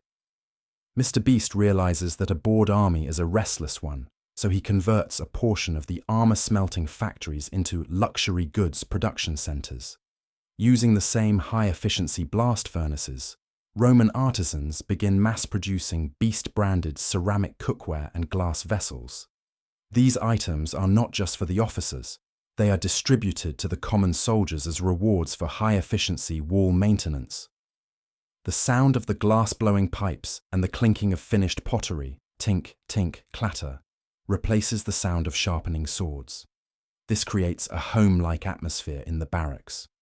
A soldier who eats his stew from a high-quality glass bowl and sleeps on a mattress stuffed with premium Gaulish feathers is a soldier who has no desire for the glory of the charge. He is a stakeholder in a civilization of comfort. Mr. Beast even introduces a frontier newsletter, a daily papyrus broadsheet that lists the top 10 most productive cohorts and provides life hacks for staying warm in a concrete tower. The contentification of the war makes the danger feel distant, almost fictional. The soldiers are living in a high-end garrison simulation, where the primary goal is to maintain the aesthetic integrity of the empire. In contrast, the Mongol camp has become a survivalist nightmare. The beast grass blockade has forced the Mongols to adopt extreme measures to keep their remaining horses alive. They begin blood drafting, a technique where they draw small amounts of blood from their horses to supplement their own diet. But even this is a diminishing return. The horses are too weak to produce enough blood to sustain an army of 100,000. The sound of the Mongol camp is the sound of desperate scraping, knives against bone, teeth against frozen roots. Subutai, the legendary dog of war, finds his strategic genius neutralized by the budgetary infinite of his opponent. He cannot outmaneuver a wall that has no end, and he cannot outthink a man who treats war as a charity giveaway. The Mongol leadership begins to fracture. Some Khans advocate for a suicide charge just to end the waiting, while others suggest a retreat to the east to find a softer target in the Jin territories. But the beast network of spies, funded by lifetime subscriptions to Roman citizenship, ensures that Mr. Beast knows about every disagreement in the Mongol council before the meeting is even over. He uses this information to targeted airdrop crates of luxury food and warm blankets just outside the tents of the most disgruntled Mongol leaders. It is bribery as a service. He isn't asking them to surrender. He is simply showing them what they are missing. To fund this philanthropic warfare, Mr. Beast scales up the Roman mining operations to a level that would be considered industrial, even by 19th century standards. In the mines of Dacia and Dalmatia, he introduces the beast hydraulic method. Instead of men with picks, he uses the power of the aqueduct. By releasing massive volumes of water from high-altitude reservoirs, the Romans literally wash away the sides of mountains to expose the gold and silver veins beneath. The sound of the rushing water, roaring, crashing, echoing, can be heard for miles. This hydraulic mining is messy, destructive, and incredibly profitable. It provides the infinite capital required to keep the beast wall running. The boring work of sorting through the silt for gold flakes is done by thousands of laborers who are paid in beast credits, which can be redeemed for land in the interior. This creates a wealth loop that keeps the Roman economy inflated and resilient. The environmental impact is ignored in favor of the strategic objective. The landscape of the frontier is being terraformed by the budget, turning the wild hills into a series of managed terraces and industrial pits. The gold standard of the beast administration is not just a policy, it is a physical reality that the Mongols cannot hope to match with their loot and burn model. As the third year draws to a close, Mr. Beast orders the construction of the Grand Lighthouse of the Danube. This massive structure, built on the ruins of a former Mongol bridgehead, serves no nautical purpose, as the river is blocked by ice and Roman warships. Its only purpose is to act as a signal of permanent ownership. At its peak, a massive bronze mirror, polished by the best mirror polishers in the empire, reflects a fire that burns 24/7, fueled by beast-standardized charcoal. The light is so bright it can be seen from the distant mountains of the Carpathians.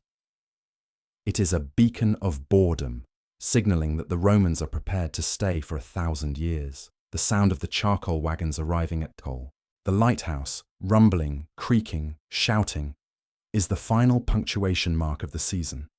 The Mongols look at the light and see not a fire of war, but a fire of infrastructure. It is the most terrifying thing they have ever seen because it is so incredibly ordinary. The Roman soldiers celebrate the Festival of the Light with a 10,000 denarii giveaway for the best decorated barracks. The war has been completely absorbed into the beast entertainment system, leaving the Mongols as nothing more than the antagonists in a permanent content stream. The final phase of the attrition period is defined by the bureaucratic enclosure of the Mongol threat. Mr. Beast, recognizing that the physical wall is now impassable, turns his attention to the informational wall. He establishes the Officium Metricum, a department of thousands of scribes whose sole purpose is to count the enemy. Every Mongol yurt, every horse, and every quiver of arrows is assigned a serial number by Roman scouts using long-range optics. The sound of the scribes' pens, scratch, scratch, dip, scratch, creates a mountain of data that allows the Romans to predict exactly when the Mongol supplies will reach zero. This is the countdown to victory challenge. To make the data actionable, Mr. Beast introduces the market stabilization bonus. He realizes that if the Mongols retreat all at once, it could cause a vacuum in the eastern trade routes. To prevent this, he begins buying the retreat. Roman agents are sent into the Mongol camp with carts of silver, not to buy peace, but to buy the Mongols' horses and equipment at above-market rates. It is a buyout of an entire empire. The sound of the silver clinking into Mongol hands, clink, jingle, clink, is the sound of the horde's dissolution. A Mongol warrior, faced with the choice between starving in a frozen ditch or selling his saddle for enough silver to live like a king in Samarkand, begins to choose the silver. This is the economic extraction of the enemy's will to fight. It is boring, transactional, and absolute. Behind the lines, the Roman Health and Wellness Initiative reaches its zenith. To ensure the garrison remains at 100% productivity, Mr. Beast orders the creation of botanical defense gardens within every fort. These are not ornamental. They are industrial-scale producers of medicinal herbs like silphium, rediscovered through beast-funded expeditions, willow bark for pain, and garlic for its antiseptic properties. The gardens are laid out in perfect grids, tended by soldiers who have been re-skilled as agricultural technicians. The sound of the gardening shears, snip, snip, snip, becomes a calming rhythm in the morning air. These gardens provide the raw materials for beast health potions, which are distributed to every soldier. By eliminating the minor ailments that typically degrade an army's effectiveness, toothaches, coughs, and skin infections, Mr. Beast ensures that his force remains a perfect machine. The boredom of the soldiers, who now spend their afternoons weeding herb beds instead of sharpening spears, is a signal that the threat has been downgraded from an existential crisis to a maintenance task. The Roman Empire is no longer in a state of war. It is in a state of managed longevity. The road network, the literal backbone of the Beast administration, undergoes a final platinum upgrade to ensure that the supply chain can move at high-speed efficiency. The main arteries of the Danube frontier are widened and paved with a new, frictionless basalt polish. These roads are so smooth that an ox cart can move 20% faster than on a standard Roman road. The maintenance of these roads is a 24-hour operation. Teams of road auditors walk the pavement with levels and straight edges, looking for any deviation greater than a millimetre. If a crack is found, it is filled with a specialised beast sealant within the hour. The sound of the levelling tools, scrape, slide, scrape, is the sound of an empire that refuses to allow even a single bump in its logistical flow. This infrastructure perfectionism means that a message or a shipment of fresh apples can travel from the Italian heartland to the front lines with the reliability of a modern railway. The Mongols, who rely on the natural, uneven terrain of the steppe, find that they are fighting an enemy that has literally paved over the unpredictability of war. The frontier is no longer a wilderness, it is a controlled corridor. Communication during this final stage becomes almost instantaneous. Mr. Beast introduces the optical telegraph, a system of shutters and mirrors on top of the signal towers that can transmit complex sentences using a binary-like code. This is the BeastNet.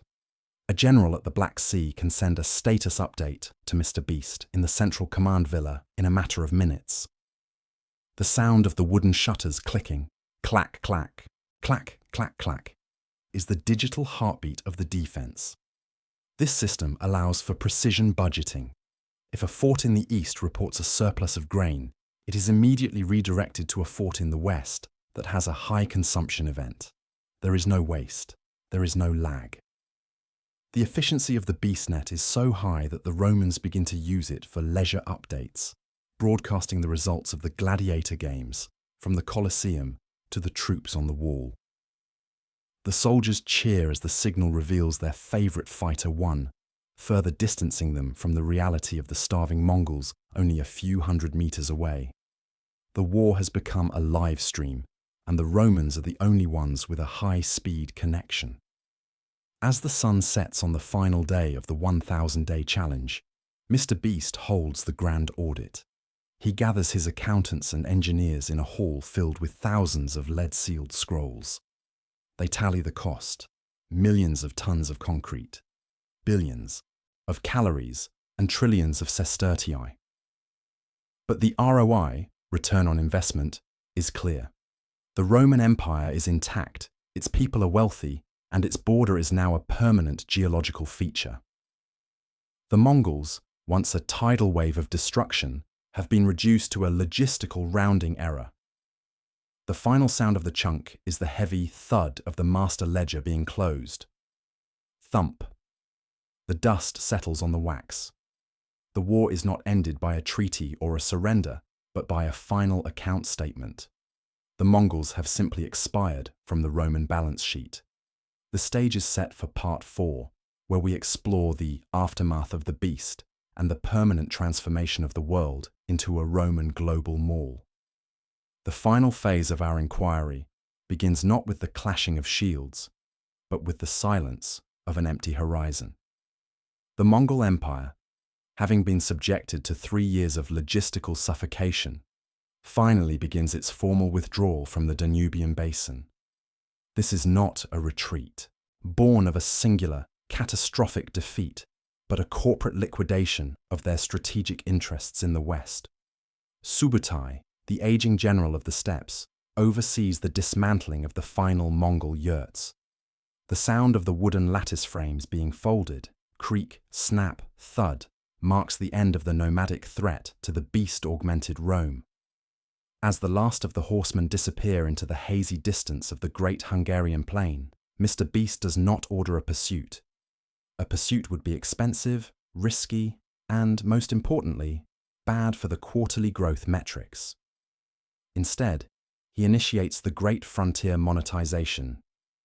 The Beast Wall, once a purely defensive fortification, is now converted into the world's longest tax and trade corridor. The gates, which had been sealed with massive iron bars, are open to allow for the flow of goods, but every merchant must pass through a standardized processing center. The sound of the heavy iron bolts being drawn back, clank, grind, slide, is the sound of the world's most profitable border opening for business. To ensure the permanence of this new world order, Mr. Beast begins the post-war infrastructure blitz. The soldiers, instead of being discharged and sent home to potentially cause political instability, are transitioned into construction cohorts. They are paid retention bonuses to stay on the frontier and build what Mr. Beast calls the Eternal Highway. This is a massive 8-lane paved road that follows the line of the wall, connecting the Black Sea directly to the heart of Gaul. The construction process is a masterpiece of Roman engineering scaled by modern management. Massive treadwheel cranes, powered by teams of 20 men each, lift 5-ton basalt blocks into place with the precision of a clockmaker. The sound of the treadwheels, whir, thump, becomes the heartbeat of the new province. The road is lined with beastway stations every 15 miles, providing fresh horses, standardized meals, and secure sleeping pods for travelers. This infrastructure effectively shrinks the empire, allowing for the movement of information and capital at a speed previously thought impossible. The boring work of laying these millions of stones is what cements the peace. It is the physical manifestation of a budget that refuses to stop growing. The extraction of resources in the post-Mongol era shifts from gold to industrial materials. Mr. Beast realizes that the rebuilding of the East will require an astronomical amount of timber and processed stone. He establishes industrial parks along the Danube, utilizing the power of the river to drive massive water saws. These saws, equipped with iron blades and fed with a constant stream of water to prevent overheating, can cut through thick oak logs and limestone blocks in a fraction of the time it takes a human sawyer. The sound of the saws, screech, is a constant industrial drone that echoes across the water. These materials are then floated downstream on standardized barges to the territories once ravaged by the Mongols. Mr. Beast is not giving these materials away. He is financing the reconstruction. He offers the survivors of the Mongol raids low-interest infrastructure loans backed by the Roman treasury. By doing so, he turns the former enemies and victims of the steppe into long-term debtors to the Roman state. The conquest is no longer military, it is a financial envelopment. The board accountants in the Officium Debiti spend their days tracking the interest rates of 1,000-year loans, ensuring that the wealth of the East flows back to the center of the Beast administration. To celebrate the completion of the Great Corridor, Mr. Beast commissions the grand statue of the Defender at the mouth of the Danube. This statue, cast in solid bronze using the lost wax method on a scale that dwarfs the Colossus of Rhodes, depicts Mr. Beast holding a ledger in one hand and a concrete trowel in the other. The casting process takes years, requiring the continuous operation of dozens of smelting furnaces. The sound of the molten bronze pouring into the massive clay molds, hiss, gurgle, pop, is the sound of history being cast in metal. The statue serves as a navigational landmark and a psychological anchor.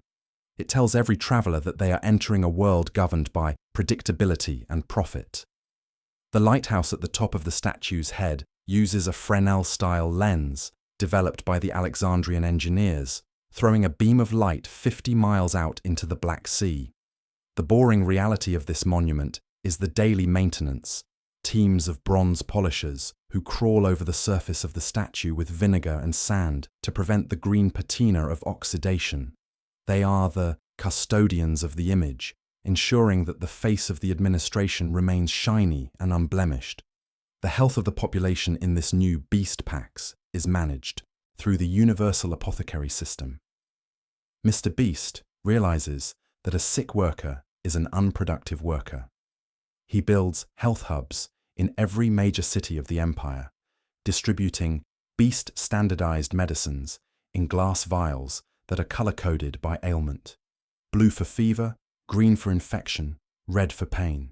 This eliminates the medical variants of local witch doctors and herbalists. The sound of the glass vials clinking in their wooden crates, tink, tink, clatter, is the sound of a managed biological reality.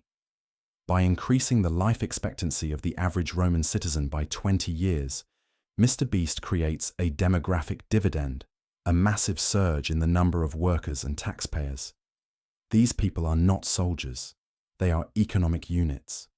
They spend their long lives working in the factories, traveling the beastways, and consuming the products of the industrial parks.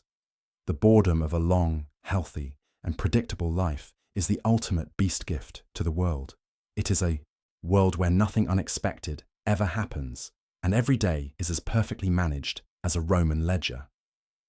As the first decade of the beast era concludes, the Roman Empire has undergone a total census. Every person, animal, and structure within the borders is assigned a unique identification number. This allows the officium censum to track the movement of the population with 99% accuracy. The sound of the census takers knocking on doors, thud, thud, thud, is the final sound of the old chaotic world being extinguished. If a person moves from Gaul to Dacia, the system knows. If a farmer buys a new ox, the system knows. This informational dominance makes crime, rebellion, and even tax evasion statistically impossible. The boredom of the bureaucracy is the invisible cage that keeps the peace. There are no more brave heroes or great conquerors because there is no more unknown. The map is complete. The budget is balanced. The Mongol threat is a footnote in a financial report. The stage is set for the final System Stability Review, where we see how this world of concrete and ledgers eventually learns to sleep in peace. In the wake of the Great Frontier monetization, the Roman Empire enters a phase of urban stabilization that redefines the concept of the metropolitan environment. Mr. Beast, observing the overcrowded and fire-prone slums of old Rome, initiates the Great Insular Reconstruction Challenge. The goal is to replace the crumbling timber-frame tenements with standardized fireproof concrete housing blocks. These new structures are the Beast Apartments, built using prefabricated concrete molds that allow for a city block to be completed in a matter of weeks. The sound of the molds being hammered into place, thwack, thack, thud, becomes the signature rhythm of the urban renewal.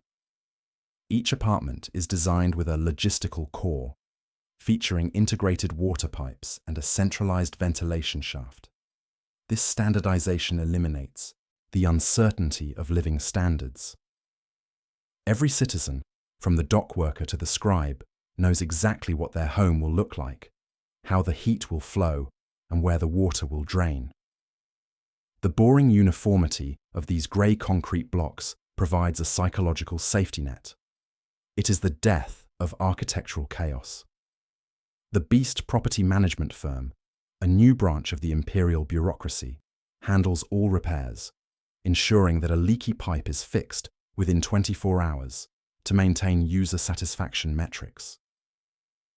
The agricultural heartland undergoes a similar transformation through the Beast Irrigation and Milling project.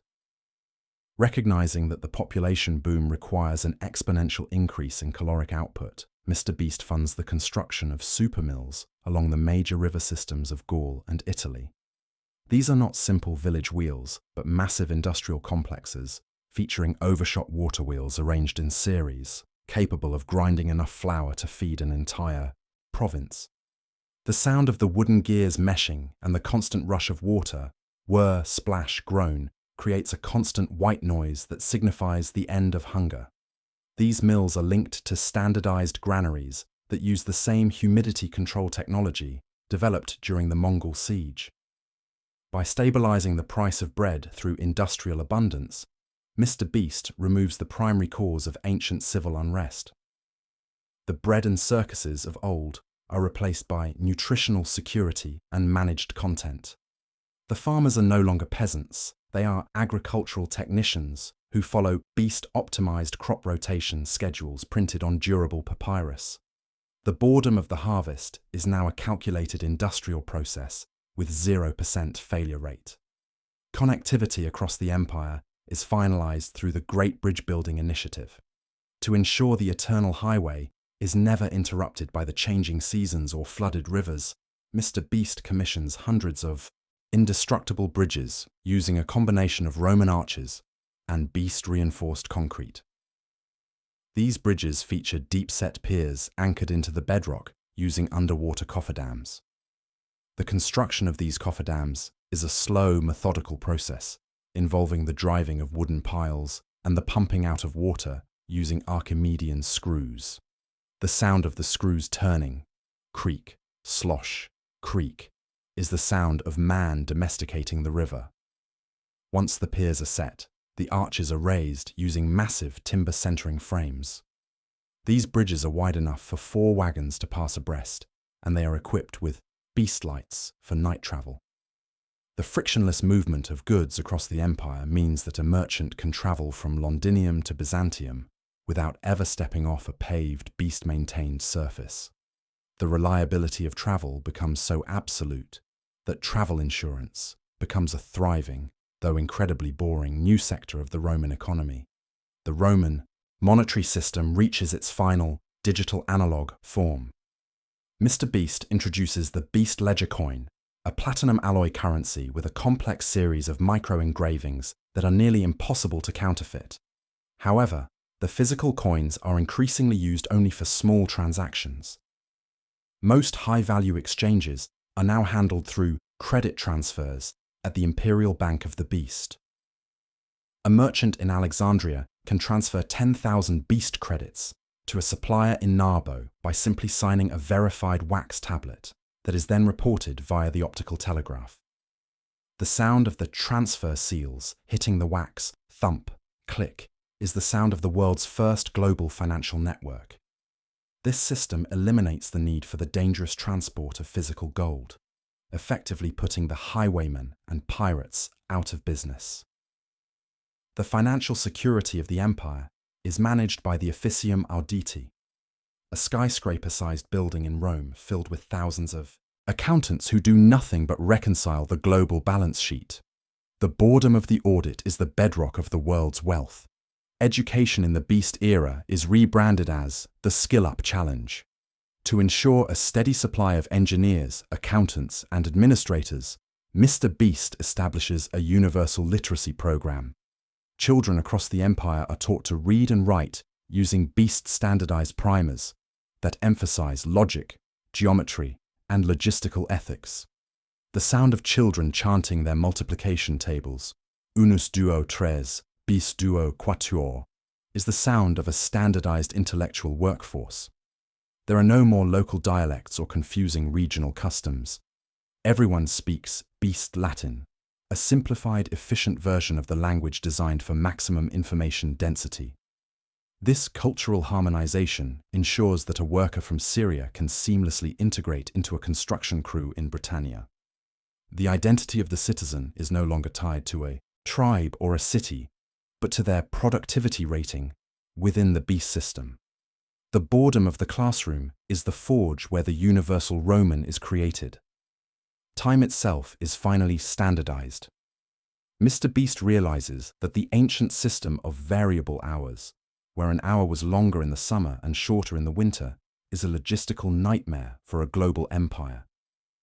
He introduces the Beast Standard Hour, based on a standardized water clock or clepsydra that drips at a constant rate regardless of the season. These standard clocks are installed in every town square and Beastway station.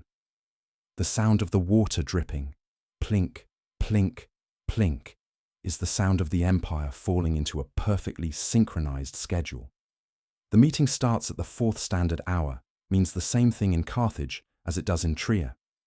This temporal synchronization allows for the precise scheduling of wagon trains, ship departures, and labor shifts. The boredom of the clock is the final victory over the chaos of nature. The world is now a single ticking machine, waiting for the final summary of its existence. The stage is set for Part 4, Chunk C, where we look at the ultimate retirement of history. The final transition of the beast-augmented Roman Empire is the shift from active expansion to the state of total system maintenance. As the decades pass, the memory of the Mongol invasion fades into a collection of educational content stored in the great libraries. The world has reached a logistical plateau where every variable of human existence is accounted for within the imperial budget. Mr. Beast, in his final act of administrative genius, initiates the Great Retirement Challenge. This is a comprehensive social security system that guarantees every citizen a standardized piece upon reaching their 60th year. The sound of the retirement ceremonies, the quiet clapping of neighbors, and the clinking of the final bonus coins becomes the new soundtrack of the empire. People no longer fear the unknown future because the future has been pre-funded. The boredom of a predictable old age, spent in a concrete apartment with a view of a paved road and a functional aqueduct, is the ultimate luxury. It is a world without tragedy because it is a world without risk. The beast piece is a heavy, warm blanket of certainty that smothers the sparks of conflict before they can ignite. The landscape of the empire has become a global park. To maintain the environmental quality metrics, Mr. Beast orders the Green Wall Initiative, where every concrete fortification is covered in beast-standardized ivy and surrounded by meticulously maintained gardens. This is not for beauty, but for psychological stabilization. A population surrounded by green is 15% more productive and 30% less likely to engage in unproductive dissent. The sound of the garden shears, snip, snip, and the gentle bubbling of decorative fountains, glub, glub, replaces the sound of the assembly line. The empire looks like a paradise, but it is a managed paradise where even the growth of the hedges is governed by a central decree. The boredom of beauty is the final aesthetic of the administration. There are no more wild forests, only resource reserves and recreational zones. The wildness of the world has been pruned, weeded, and paved over until it matches the Beast brand guidelines. The birds that sing in the trees are those that have been selected for the optimized frequency of their songs, ensuring a soothing audio environment for the citizenry. The history of the Beast is compiled into a single, massive master archive, located in the heart of Rome. This is not a collection of stories, but a collection of standardized operating procedures and audit reports. It contains the record of every concrete pour, every grain shipment, and every platinum bonus ever issued. The sound of the archive, the dry rustle of papyrus and the faint smell of cedar oil used to preserve the scrolls, is the sound of time being converted into data. History has ended because there is nothing left to solve. The "if Mr. Beast defended the Roman Empire" question has been answered with a 100% success rate. The Mongol Empire did not win because it was playing a game of war, while Mr. Beast was playing a game of logistics.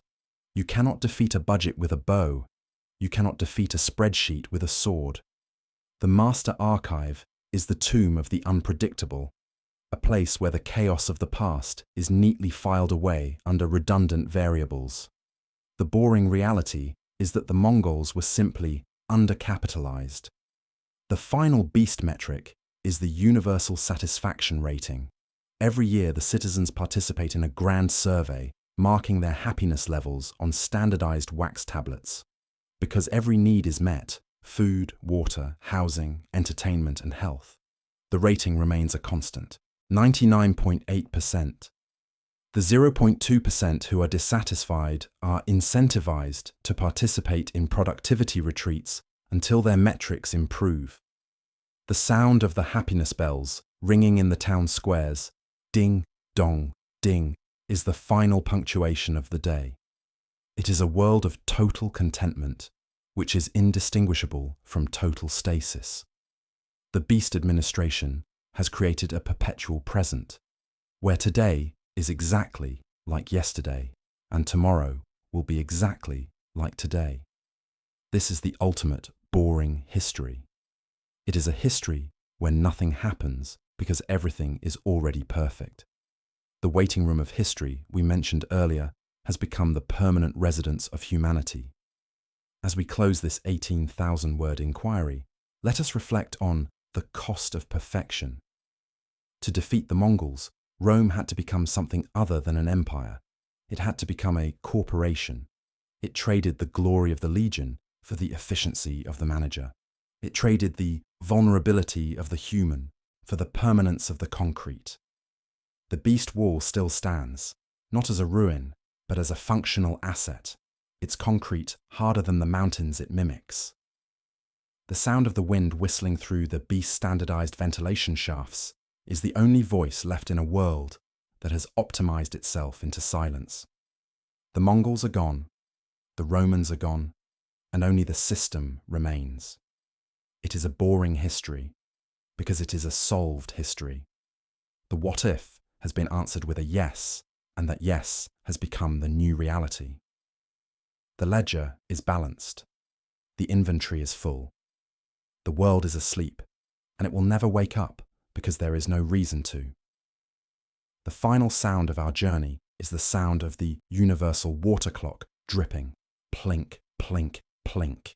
It is a sound that will continue forever, measuring a time that no longer has any events to fill it. The beast challenge is over. The Mongol threat is an archived data point. The Roman Empire is a global mall, and you, the listener, are now part of the 99.8% satisfaction rating. As your mind drifts off into the beast-sponsored sleep, remember that the world is safe because it is managed. The concrete is thick, the grain is plentiful, and the ledger is always, always balanced. Good night from boring history. Your rest is the final metric of success. The screen fades to beast brand grey, the colour of the concrete that saved the world. The silence is absolute. The script is complete. The 18,000 words have been accounted for. The final audit is approved. Sleep now, for the infrastructure of peace is holding.